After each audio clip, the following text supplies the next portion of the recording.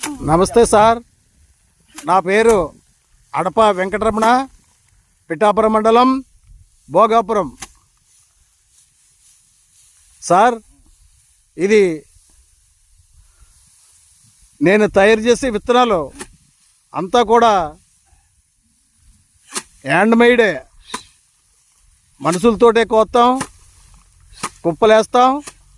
ఇలా బల్లకొట్టు ద్వారా విత్తనాలని తయారు చేసుకుని వాడుకుంటాం.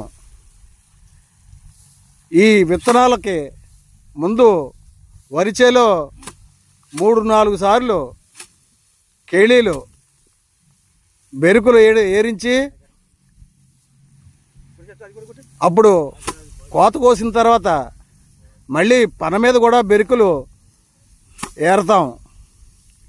ఏరి కుప్పలేసి 1 నెల రోజులు పోయిన తర్వాత దీన్ని ఇలా బల్లకొడ్డు ద్వారా విత్తనాన్ని తయారు చేసుకుంటాం.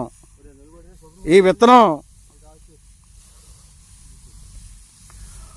అదిగో అలాగా చూడండి, 3 దెబ్బలు కొడతారంతే. ఆ 3 దెబ్బల్లోనూ ముద్రగింజ అంతా కిందకి జారుతుంది. మిగిలిన తాలుగింజలో పొల్లు మిగిలిన పదార్థాలని ఆ సొప్పనే ఉండిపోతాయి. కాబట్టి నాణ్యమైన విత్తనం తయారవుతుంది. ఇలా తయారైన విత్తనాన్ని మళ్ళీ ఎండలో ఆరబెట్టి అప్పుడు గోను సంచుల్లో నిల్వ చేసి వాడుకుంటాం.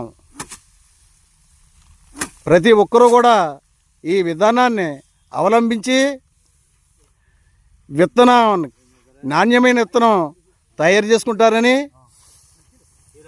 ధన్యవాదములతో మీ అడప వెంకటరమణ.